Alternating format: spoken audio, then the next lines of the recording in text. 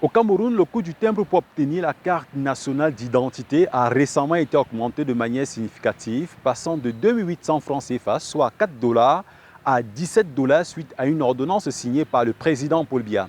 Cette augmentation, qui représente une hausse d'environ 250%, a suscité des inquiétudes parmi les citoyens qui font déjà face à des difficultés financières importantes.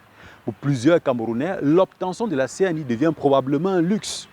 C'est acté. L'article 549 de ce texte présidentiel prévoit le timbre qui, jusqu'ici, était à 2800 francs, est revalorisé à 10 000 francs CFA pour les CNI.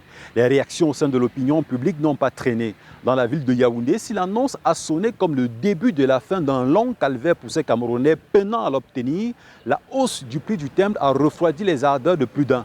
C'est le cas de cette association des consommateurs qui dénonce une augmentation disproportionnée pour le timbre de ce titre identitaire. Le gouvernement affirme que la nouvelle carte sera désormais délivrée en 48 heures dès la fin de cette année. Jusqu'ici, des millions de Camerounais ne détiennent pas cette pièce officielle.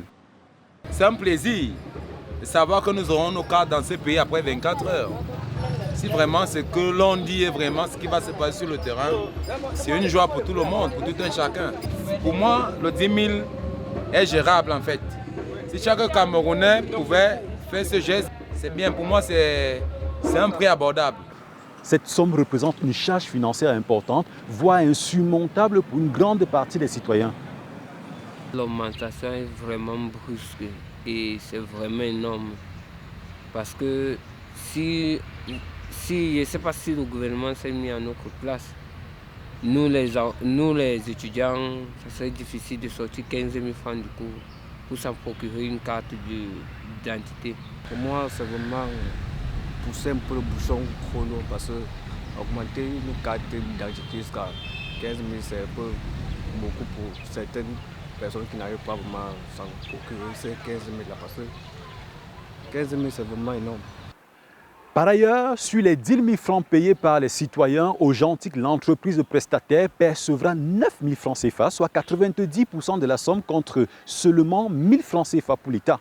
Le gouvernement justifie ce contrat par le fait que la nouvelle carte nationale d'identité offre de nombreux avantages, notamment en matière de sécurité. La pièce rassure l'État, est infalsifiable, robuste et durable et conforme aux normes internationales les plus strictes.